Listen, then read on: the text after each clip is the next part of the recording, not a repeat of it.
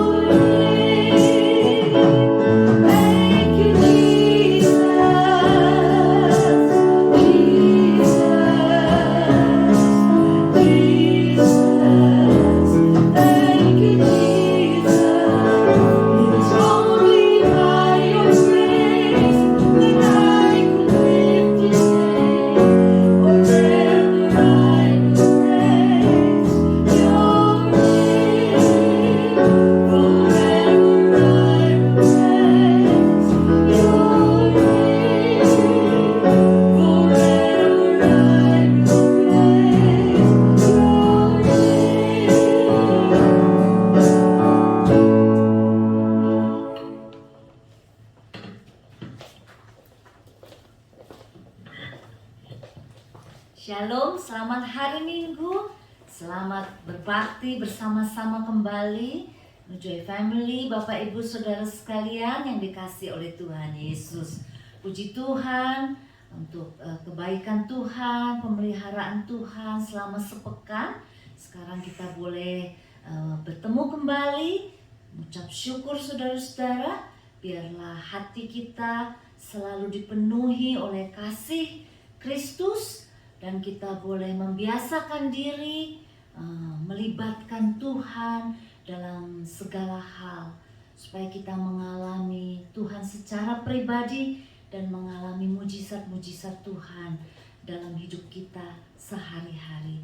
Saudara, mengucap syukur, biarlah kita boleh menerima kasih Tuhan, rindu akan hadirat Tuhan, rindu mendengar suaranya, dan kita mengucap syukur untuk Roh Kudus, Roh kebenaran yang diberikan oleh Tuhan.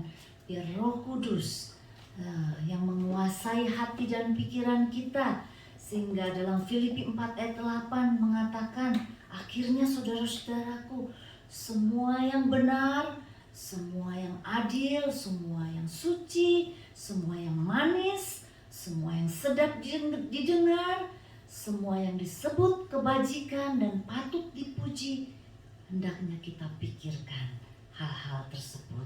Puji Tuhan saudara-saudara, biarlah hidup kita boleh sepadan dengan firman Tuhan. Biarlah apa yang kita lakukan, ibadah kita yang kita lakukan dengan hati kita sama ya. Karena Tuhan tidak suka, membenci kalau kita melakukan ibadah tapi hati kita jauh dari Tuhan. Dan biarlah kita boleh selalu rindu ya, di mana pada waktu kita berbakti kita memeriksa hati kita dan kita menjaga hubungan pribadi kita dengan Tuhan Sang Pencipta kita. Puji Tuhan, mari kita membaca bersama-sama panggilan berbakti yang diambil dari Mazmur 40. Kita akan baca bersama-sama. Banyaklah yang telah Kau lakukan, ya Tuhan Allahku, perbuatanmu yang ajaib dan maksudmu untuk kami. Tidak ada yang dapat disejajarkan dengan Engkau. Aku mau memberitakan dan mengatakannya, tetapi terlalu besar jumlahnya untuk dihitung. Mari kita berdoa bersama-sama. Kami mengucap syukur dan kami percaya bahwa hadirat-Mu ada bersama-sama dengan kami. Berkati dan pimpinlah Tuhan kebaktian kami ini. Kami mengucap syukur, kami percaya kalau Tuhan Yesus sanggup membukakan kebenaran-kebenaran rohani. Kami rindu Tuhan biar firman Tuhan boleh tertanam di hati kami. Kami rindu kalau Tuhan Yesus boleh menyingkapkan kebenaran-kebenaran firman-Mu dan hati kami boleh menerimanya. Terima kasih Bapa, saat ini biarlah Tuhan melawat setiap anak-anak-Mu dimanapun mereka berada. Tuhan, biarlah Engkau berkenan kalau kami, Tuhan, melihat hati kami yang rindu untuk mendengarkan firman Tuhan, rindu untuk bersama-sama merasakan hadirat Tuhan. Tuhan, kalau anak-anak-Mu ada di antara mereka yang sakit saat ini, kami mohon Tuhan dengan darah-Mu yang kudus, bilur-bilur-Mu boleh menyembuhkan dan menjamah segala sakit penyakit mereka. Tuhan, bila ada di antara anak-anak-Mu mengalami beban berat, bermasalah, kami mohon biarlah Engkau Tuhan mengangkat beban mereka, berikan mereka jalan keluar. Tuhan, hanya Engkau yang sanggup mencukupi segala kebutuhan kami di dunia ini. Hanya Engkau yang sanggup mengisi hati kami dengan kasih-Mu. Biarlah Tuhan memberkati setiap anak-anak Tuhan dengan kesehatan, dengan kelimpahan, dengan damai sejahtera dan sukacita yang dari Tuhan. Biarlah Tuhan memagari kami semua, dijauhkan dari segala mara bahaya. Lindungi bungkus hidup kami Tuhan. Terima kasih, biarlah kami mengucap syukur untuk anugerah dan berkat damai sejahtera dan keselamatan yang dari Tuhan dan jaminan hidup yang kekal dalam Tuhan Yesus. Terima kasih Bapa, Kami percaya bahwa pertolongan kami datangnya dari Allah pencipta langit dan bumi.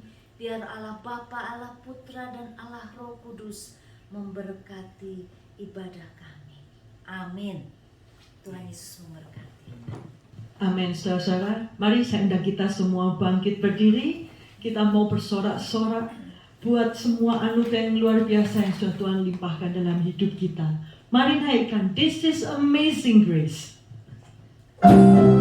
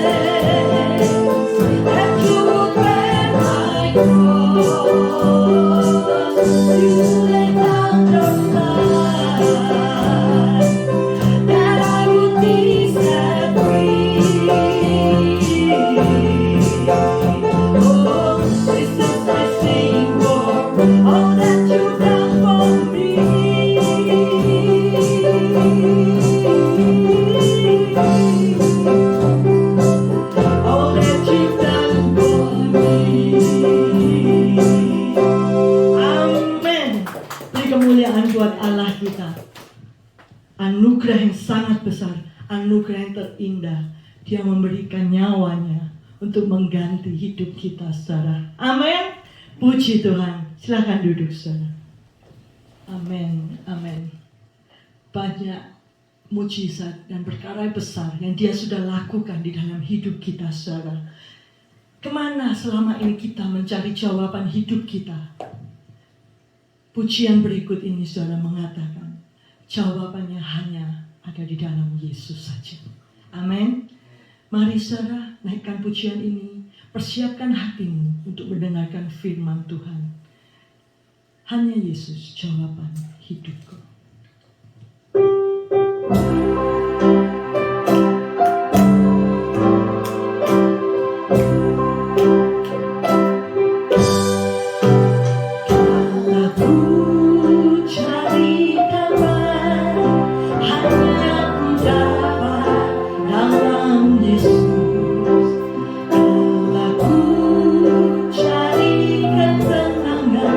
Hanya ku temui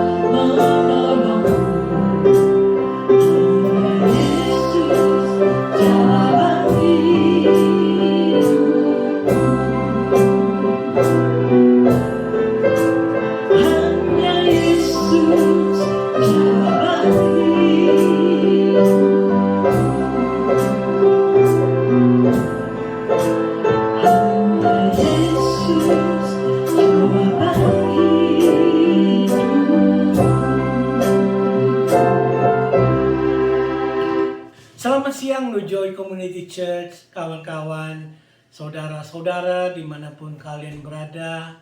Tuhan kita Yesus Kristus mengasihi kita semua, amin. Saudara percaya bahwa Tuhan itu menyediakan rancangan yang baik untuk kita semua. Ya, kalau kita baca ayatnya dari Yeremia 29 ayat 11 itu ditulis begini. Sebab aku ini mengetahui rancangan-rancangan apa yang ada padaku mengenai kamu. Demikianlah firman Tuhan, yaitu rancangan damai sejahtera dan bukan rancangan kecelakaan, untuk memberikan kepadamu hari depan yang penuh harapan. Saudara-saudara, siang hari ini kita tidak membicarakan tentang mujizat, tetapi kita akan membicarakan tentang relasi kita dengan Tuhan Yesus. Ya, Tuhan Yesus itu mempunyai rancangan yang begitu baik untuk kita semua. Nah, setelah kita mendapatkan keselamatan, ya, setelah kita dibenarkan oleh Tuhan dengan menerima Dia sebagai juru selamat kita, maka kita harus menjaga keselamatan yang sudah diberikan oleh Dia, yaitu menjaga hati kita supaya kita selalu mempunyai hati yang selalu tertuju, fokus kepada Tuhan. Karena saudara tahu bahwa kita ini adalah orang berdosa, ya, sudah ditebus. Saudara tahu kalau seandainya saya memberikan pertanyaan untuk saudara, bagaimana caranya sebuah apel itu busuk dalamnya? Apakah ular itu masuk ke dalam apel dari luar? Tidak, saudara-saudara. Kalau saintis itu mempelajari bahwa apel yang busuk, apel yang ada ulatnya di dalam, ulat itu terjadi pada waktu ulat itu ada di kembang, ya, sehingga setelah kembang itu menjadi buah dan ulat itu bertumbuh juga dengan buah apel tersebut, ya. Jadi apa yang ada di dalam itu akan menggambarkan, ya, dari dalam hati kita akan menggambarkan yang di luar. Nah, Tuhan itu mengetahui isi hati kita yang terdalam, sehingga Dia mau deal dengan itu, Dia ingin berurusan dengan dosa-dosa kita, dan Dia mau mati untuk dosa-dosa kita di atas kayu salib, sehingga boleh dikatakan memang rancangannya, ya, rancangannya itu damai sejahtera, sehingga siapapun yang bisa menerima Dia, menjaga hatinya, itu gampang tidur, ya, tidak terganggu dengan segala macam. Fokus, saya juga ngalamin. Kadang-kadang tidak bisa tidur. Tetapi kalau kita fokus, kita serahkan semuanya ke dalam tangan Tuhan, maka semuanya itu akan tertanggulangi bersama-sama dengan Dia.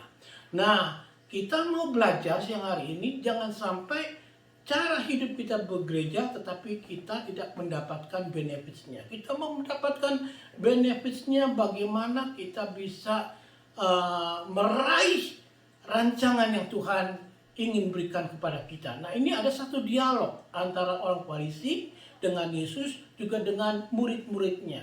Semoga dari diskusi ini, dari diskusi mereka itu, kita bisa mendapatkan kebenaran-kebenaran yang kita bisa pelajari dan kita hidupi dalam kehidupan kita hari lepas hari, ya. Dari Matius 15 ayat 10 sampai 20 kita akan baca bersama-sama, lalu kita berdoa.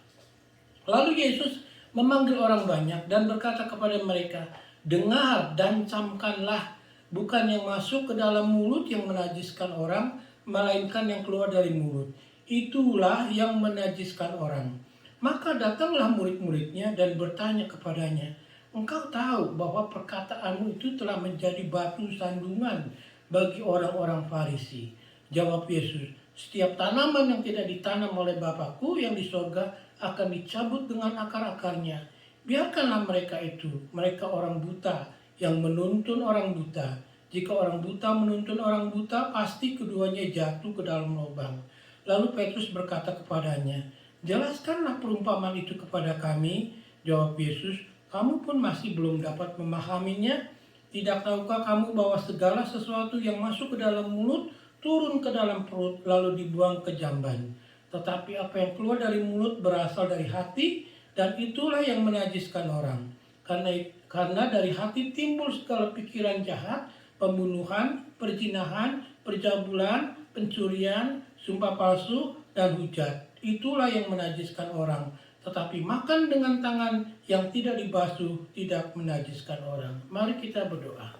Bapa kami yang ada di surga, kiranya Tuhan tolong berkati kami pada waktu kami mendengarkan firman Tuhan, supaya kami mengerti dan kami boleh dijelaskan dengan Tuhan sendiri melalui Roh Kudus-Mu, supaya kami mengetahui dan merasakan rancangan-rancangan Tuhan yang begitu baik untuk hidup kami semua. Kiranya Tuhan boleh berkati pemberitaan firman ini bagi yang mendengarkan dan juga bagi yang menyampaikannya, supaya boleh diurapi oleh Tuhan dengan kuasa Roh Kudus-Mu. Terima kasih Bapa di surga, di dalam nama Tuhan Yesus kami boleh berdoa dan mengucap syukur hanya kepada-Mu saja. Saudara-saudara, dalam bagian ini orang Farisi itu mendekati murid-murid Yesus. Lalu orang Farisi itu bilang, kenapa itu murid-murid kamu itu kalau makan kok nggak cuci tangan dulu? Ya bagus, kalau mau makan ya cuci tangan dulu, itu memang bagus. Tetapi kesalahannya orang Farisi ini merupakan satu kesalahan yang dijadikan sebagai adat istiadat agama. Jadi boleh dibilang kalau seandainya murid-murid makan sebelum mencuci tangan sebelum makan, itu bukan artinya untuk kesehatan, tetapi melanggar adat istiadat keagamaan mereka. Sehingga mereka tidak senang. Lalu mereka menegur Tuhan Yesus, mengapa murid-murid Tuhan Yesus itu tidak cuci tangan dahulu sebelum makan. Ya, nah Tuhan Yesus itu memberikan penjelasan seperti ini, ya, di ayat 10-11. Dia bilang gini, lalu Yesus memanggil orang banyak dan berkata kepada mereka, dengar dan camkanlah, bukan yang masuk ke dalam mulut yang menajiskan orang, melainkan yang keluar dari mulut, itulah yang menajiskan orang. Ya, jadi orang Farisi ini prihatin dengan cuci tangan. Mereka ingin kelihatan bersih di hadapan Tuhan, ya, dengan mencuci tangan.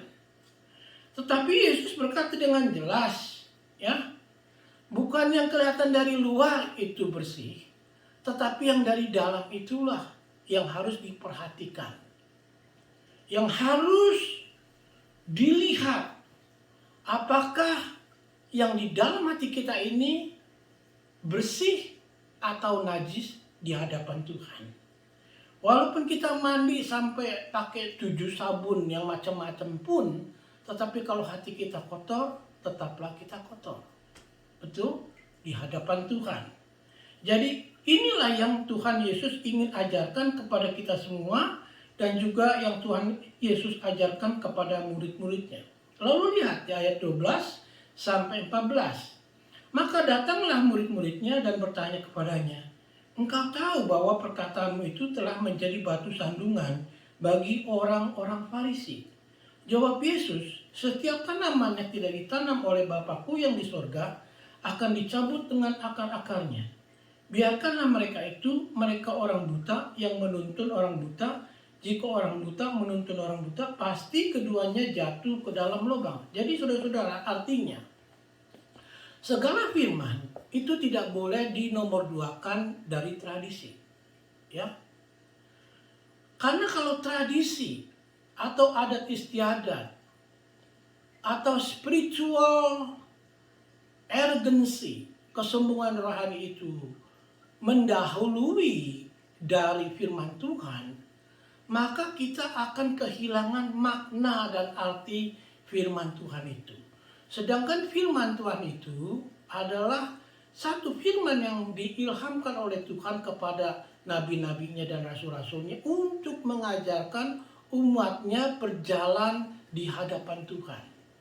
Kalau seandainya kita mengabaikan firman Tuhan, lalu kita mendahulukan adat istiadat atau hal-hal yang sifatnya lahiriah yang dilihat orang, maka kita mengabaikan rancangan Tuhan untuk kita. Padahal kita bisa pikirkan, pada waktu nabi-nabi, rasul-rasul, mereka begitu mengorbankan seluruh hidupnya hanya untuk taat menuliskan apa yang difirmankan oleh Tuhan, supaya firman Tuhan itu bisa diberikan kepada umatnya. Lalu kalau kita abaikan, maka perjuangan mereka, usaha mereka itu adalah sia-sia. Termasuk pengorbanan Tuhan Yesus di atas kayu salib itu sia-sia, saudara-saudara. Ya, jadi kita tidak boleh menomorduakan firman Tuhan dari adat istiadat. Tidak boleh kita menomorduakan firman Tuhan dari kesombongan rohani kita. Ya, lalu Tuhan Yesus menjelaskan dengan 2 perumpamaan. Ya, perumpamaan pertama, dia menceritakan tentang sebuah tanaman. Jadi dikatakan begini, di ayat 13, setiap tanaman yang tidak ditanam oleh Bapa Surgawi, saya akan dicabut sampai ke akarnya. Ya, Bapa Surgawi saya akan dicabut sampai ke akarnya. Jadi orang Farisi ini ya telah menggantikan tradisi mereka dengan menggantikan firman Tuhan dengan tradisi mereka. Ya.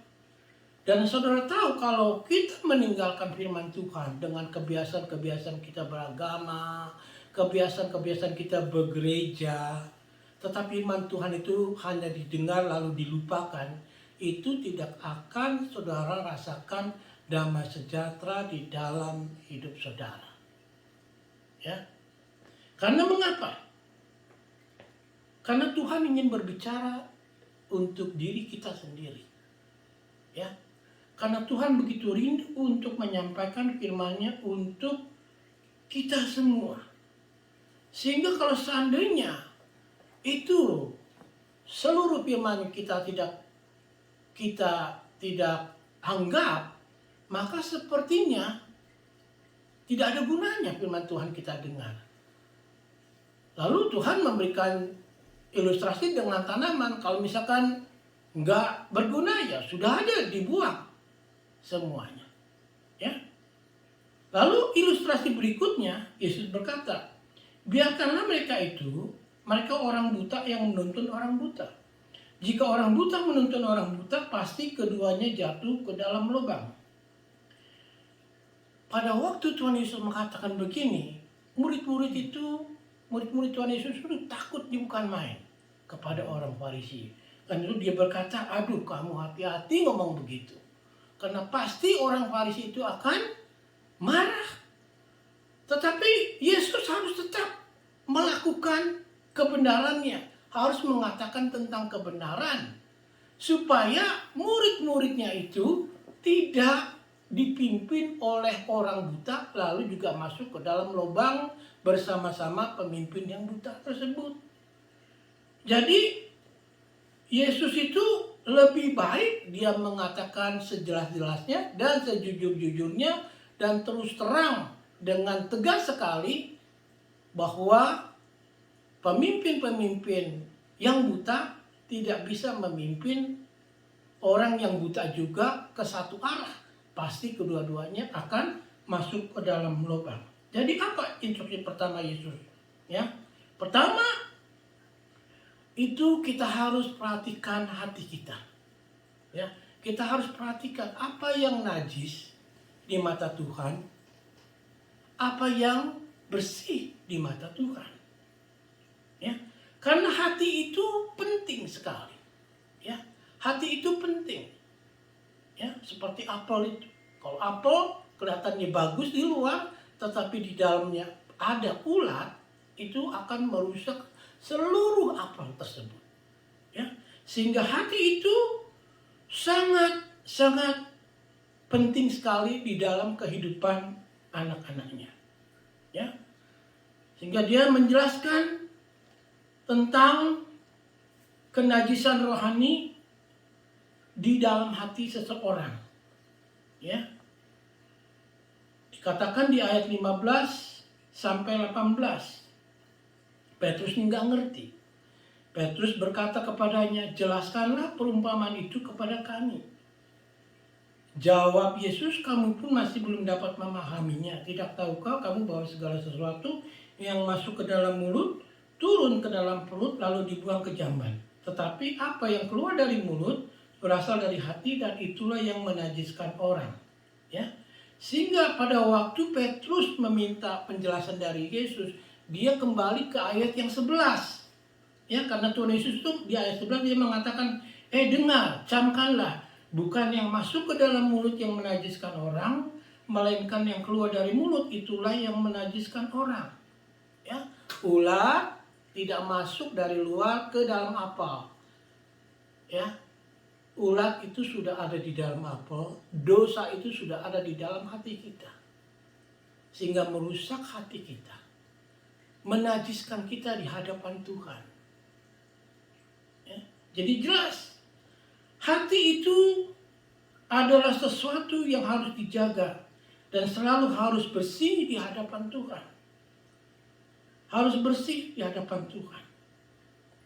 Karena di ayat 19 sampai 20, dari hati itulah terjadi atau timbul segala pikiran jahat, pembunuhan, perzinahan, percabulan, pencurian, sumpah palsu, dan hujat.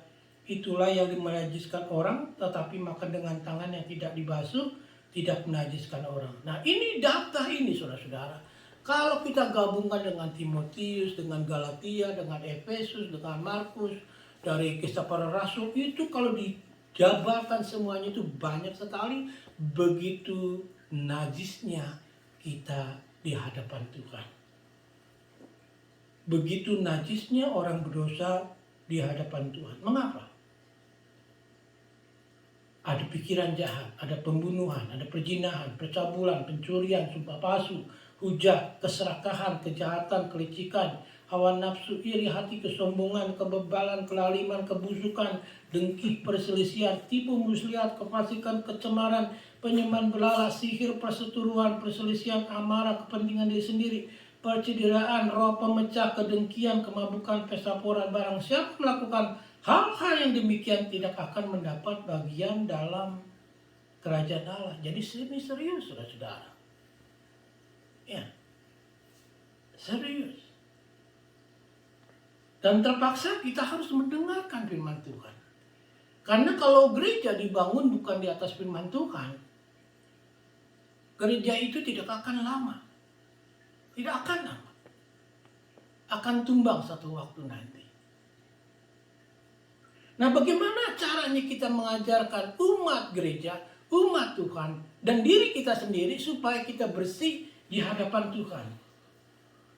Lalu ada solusinya, saudara-saudara. Pertama, gereja itu adalah tempat di mana orang bisa mengenal Tuhan. Karena dari gereja itu ada kabar keselamatan yang diberitakan oleh pendeta, oleh guru-guru agama, atau juga dari lagu-lagu yang kita dengarkan. Jadi solusinya yang paling pertama, di dalam hati kita itu selalu harus ada pembersihan awal. Dalam arti kata, kalau kita mau bersih di hadapan Tuhan, paling awal pertama kita harus menerima Dia, Yesus, sebagai juru selamat kita. Pembersihan awal pertama yaitu orang harus mendapatkan keselamatan, atau yang dikatakan itu kelahiran baru. Itu yang pertama. Karena Titus 3 ayat 5 dikatakan begini, pada waktu Ia telah menyelamatkan kita, bukan karena perbuatan baik yang telah kita lakukan, tetapi karena rahmat-Nya, oleh permandian kelahiran kembali, oleh perbaruan yang dikerjakan oleh Roh Kudus. Ya, jadi di gereja itu saya ingin make sure setiap anggota gereja New Joy itu sudah lahir baru. Dalam teologinya dikatakan itu justification. Dibenarkan.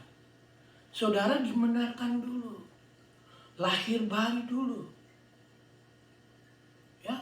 Setelah itu baru ada step yang berikutnya, yaitu saudara belajar, bukan saudara belajar, memang belajar yang berikutnya itu yaitu sanctification, dikuduskan. Saudara harus belajar mengawasi hati saudara. Jangan sampai saudara itu tetap berada di dalam hati yang najis. Yang dari daftar-daftar tadi itu kita sebutkan. Ya. Jadi pertama, kalau kita mau mempunyai hati yang jernih, kita harus lahir baru terlebih dahulu. Justification, dibenarkan dahulu. Nanti di dalam proses seumur hidup saudara, saudara itu masuk ke dalam step yang berikutnya, yaitu sanctification, yaitu saudara akan terus dikuduskan. Dan saudara itu harus peka. Kalau saudara tidak peka,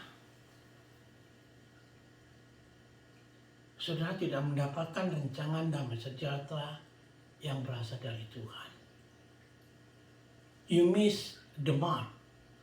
Saudara akan kehilangan sasaran.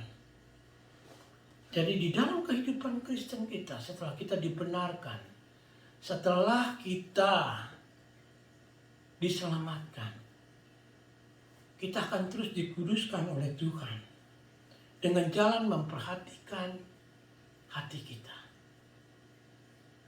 Ya, seperti judulnya hari ini, perhatikan hatimu.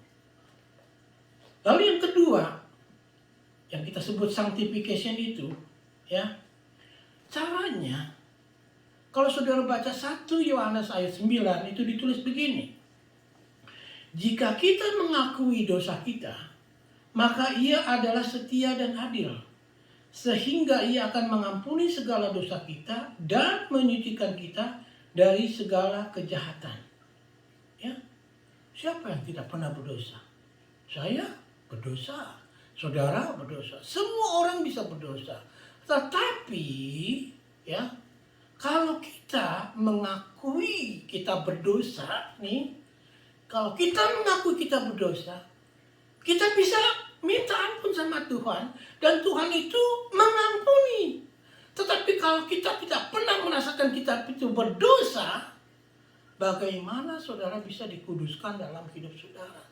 Bagaimana saudara bisa hidup damai sejahtera, tentram? Karena kita hidup di dalam dunia. Godaan dunia, godaan iblis. Ya. Tapi kalau kita menjaga hati kita, ya, maka kita boleh selalu terpaut dengan Yesus Kristus. Karena kalau kita berdosa, tidak mengakui dosa kita, maka hati kita pun akan keras, sukar untuk mengerti akan firman Tuhan. Dosa yang tidak diakui itu akan mengeraskan hati kita. Setelah kita keras hatinya, maka kita tidak sadari kita jauh dari Tuhan. Kita masih ke gereja. Kita masih menyembah Tuhan. Tetapi sebenarnya hati kita jauh dari Dia. Dan itu harus kita lakukan secara rutin. Tiap pagi kita minta tolong sama Tuhan supaya kita boleh hidup benar di hadapan Dia. Pada waktu malam kita meminta ampun kalau ada dosa yang saya lakukan sengaja atau tidak sengaja. Ya, kita akui dosa kita kepada Tuhan. Lalu kita mempunyai satu kesadaran. Ya, satu kesadaran itu memang salah. Saya minta ampun. Saya minta tolong Tuhan untuk memperbaikinya. Bukankah begitu? Sebenarnya kalau di gereja, ya di gereja nih, kalau ada perseteruan, bukankah artinya kita tidak peka dengan pimpinan firman Tuhan? Pimpinan dari Roh Kudusnya Tuhan. Betul kan? Ya. Karena saya percaya saudara sudah diselamatkan. Tetapi dari keselamatan itu step yang berikutnya itu saudara harus belajar mau untuk dikuduskan oleh Tuhan. Bukan dari spiritual lahiriah yang bisa kelihatan orang, tetapi intimacy, you punya yourself to God, that is the most important. Terserah, ya, saudara mau hidup tenang, damai sejahtera dengan Tuhan, that's up to you, your choice, pilihanmu. Tapi Tuhan firman-Nya menawarkan, dia bilang rancanganku itu rancangan damai sejahtera. Ya. Jadi kita bukan saja cuci tangan untuk sebelum makan, itu bagus. Bagus. Tetapi kita perlu cuci rohani setiap hari. Kalau perlu mandi kerohanian kita ini setiap hari. Supaya kita hidup bersih di hadapan Tuhan.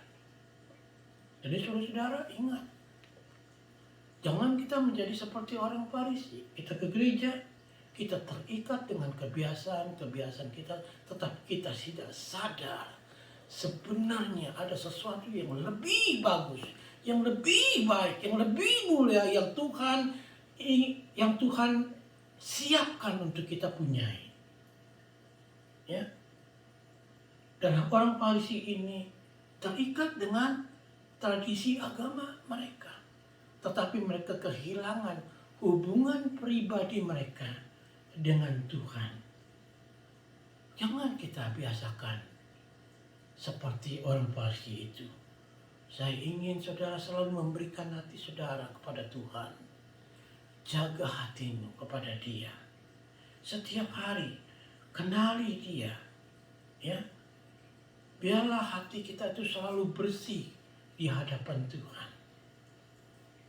Jadi kalau kita ya tutup khotbah ini dengan ayat firman Tuhan dari Filipi 4 sampai 9, itu sangat bagus sekali saudara-saudara. Karena kita kan mempunyai pikiran. Pikiran ini bisa diisi dengan sesuatu yang baik atau juga bisa diisi dengan yang kotor. Kalau kita mengisi dengan hal yang kotor, maka kita juga jadi kotor. Betul? Tapi karena kita anak Tuhan, pikiran kotor kita akui di depan Dia, sehingga Dia menolong kita untuk membersihkan pikiran kita. Tetapi juga di dalam kehidupan kita setiap hari, kita juga harus responi firman Tuhan. Yaitu dengan bertanggung jawab dengan diri kita sendiri. Yaitu kita harus mengisi pikiran itu dengan sesuatu dan segala hal yang baik-baik. Saya bacakan sebagai penutup. Filipi 4 ayat 4 sampai 9. Saudara mau punya hidup yang damai sejahtera? Mau? Saudara mau hidup yang bersukacita? Mau? Ini ya. Bersukacitalah senantiasa dalam Tuhan. Sekali lagi kukatakan bersukacitalah. Hendaklah kebaikan hatimu diketahui semua orang. Tuhan sudah dekat. Janganlah hendaknya kamu khawatir tentang apapun juga, tetapi nyatakanlah dalam segala hal keinginanmu kepada Allah dalam doa dan permohonan dengan ucapan syukur. Jangan sirik sama orang. Jangan iri hati sama orang. Jaga hatimu. Jangan sombong. Ya. Banyak hal-hal yang harus kita bersihkan di hadapan Tuhan. Lalu ayat 7. Damai sejahtera Allah yang melampaui segala akal. Dalam arti kata, kita tidak bisa tanpa pertolongan Tuhan untuk membersihkan hati kita ini. Ya. Pertama, kita harus membutuhkan Tuhan untuk kita lahir baru. Kedua, yaitu kita minta tolong sama Tuhan untuk kita hidup kudus, dikuduskan. Dan itu sebenarnya sudah diberikan oleh Tuhan. Itu dengan diberikannya Roh Kudus ke dalam hati kita untuk memimpin kita dekat kepada Dia. Ya, dekat kepada Dia. Lalu yang berikutnya, Damai sejahtera Allah yang melampaui segala akal akan memelihara hati dan pikiranmu dalam Kristus Yesus. Ya, dalam Kristus Yesus. Jadi akhirnya saudara-saudara, semua yang benar, semua yang mulia, semua yang adil, semua yang suci, semua yang manis, semua yang sedap didengar, semua yang disebut kebajikan dan patut dipuji, pikirkanlah semuanya itu. Pikirin itu yang baik-baik. Yang baik-baik dipikirkan. Dan apa yang telah kamu pelajari, dan apa yang telah kamu terima, dan apa yang telah kamu dengar, dan apa yang telah kamu lihat padaku, lakukanlah itu. Maka Allah sumber damai sejahtera akan menyertai kamu. Jaga hatimu dengan firman Tuhan. Jaga hati kita supaya kita terus boleh bersih di hadapan Tuhan.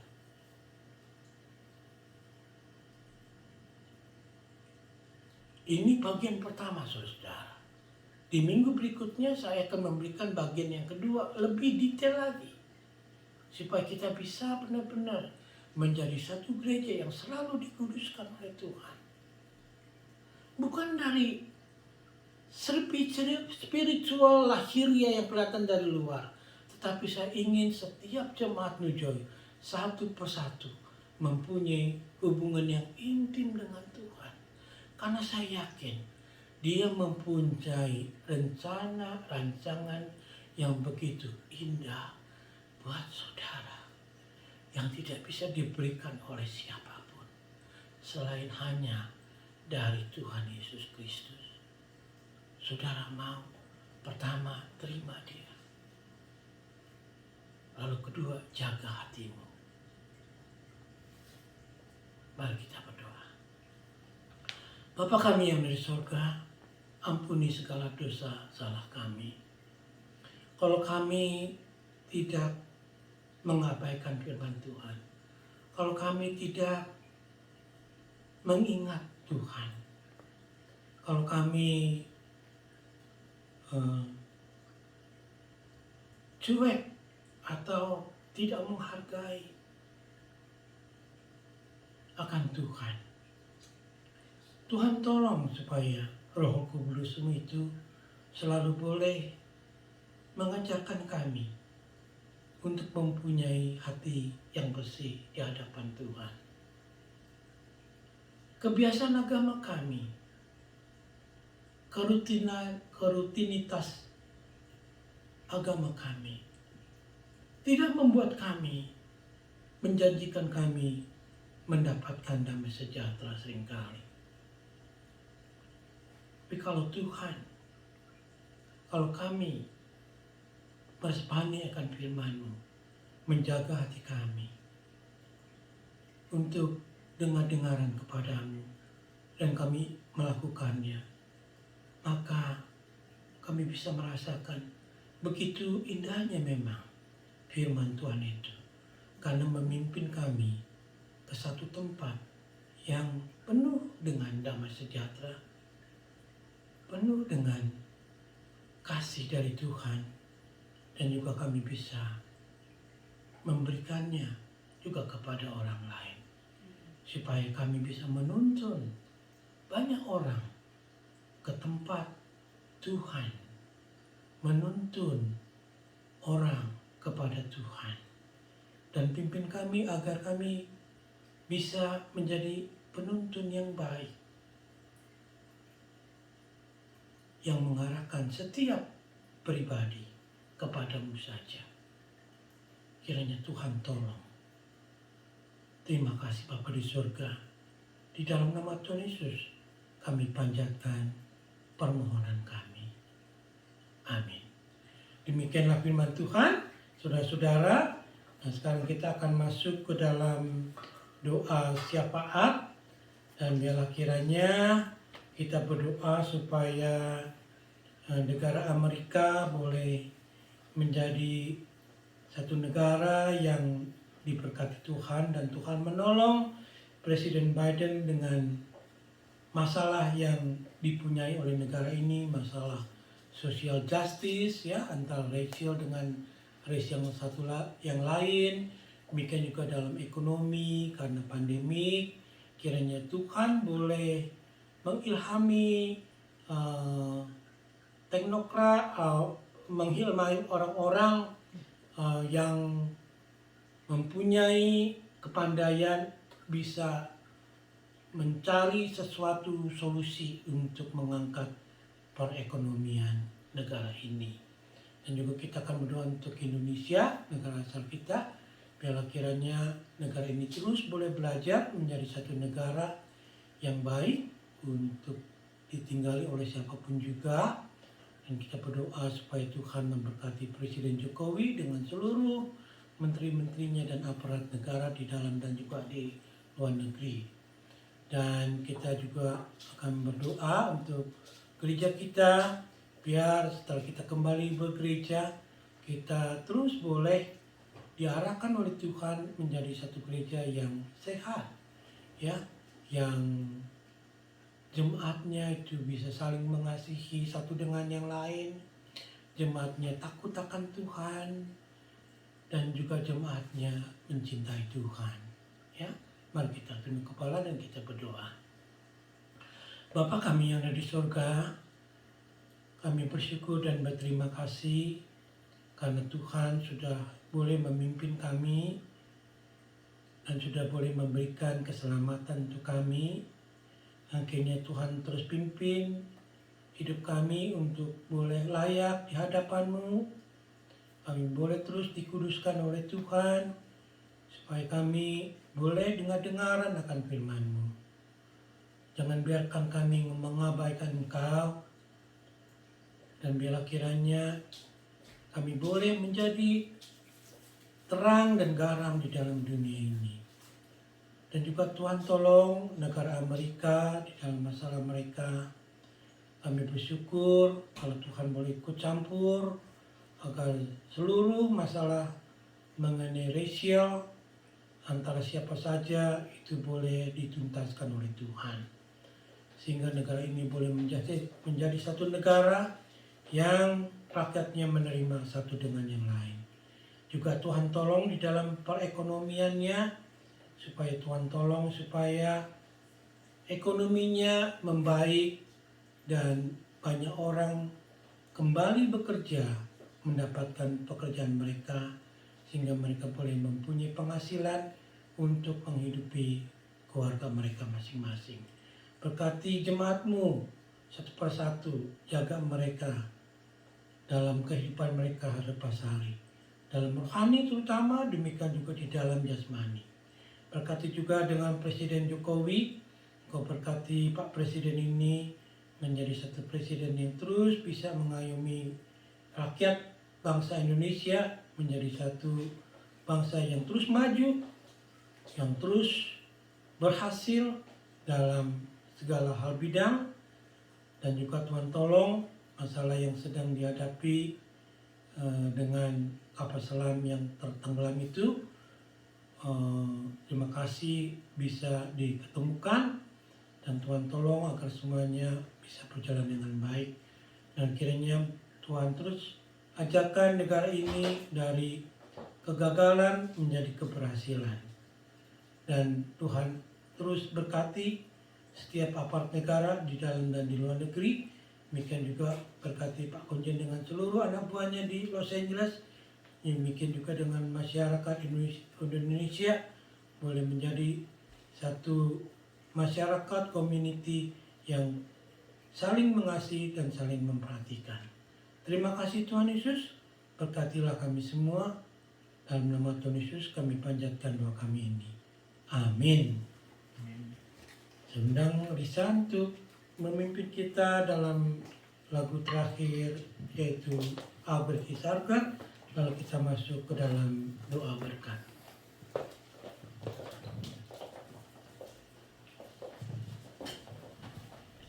Mari saudara kita mau mengucap syukur. Mari naikkan How Great Is Our God. How great is our God. Sing with me, how great is our God. And all will see how great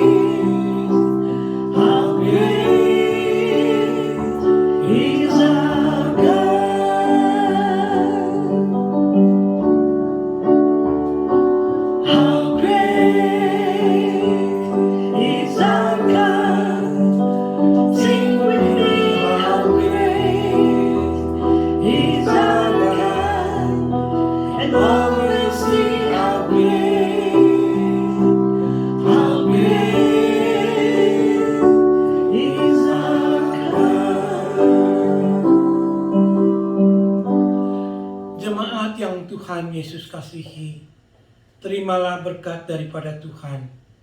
Biarlah kasih setia Allah Bapa, kasih karunia Tuhan kita Yesus Kristus, dan persekutuan dari Allah Roh Kudus selalu tercurah kepadamu sekalian dari siang hari ini sampai selama-lamanya. Biarlah engkau selalu mencurahkan segala perhatianmu kepada firman-Nya yang kudus dan agung itu. Diberkatilah engkau di dalam pekerjaanmu, di dalam keluargamu, di dalam pelayananmu, demikian juga di dalam pemberianmu, hanya untuk kebesaran dan kemuliaan nama Tuhan kita Yesus Kristus. Amin.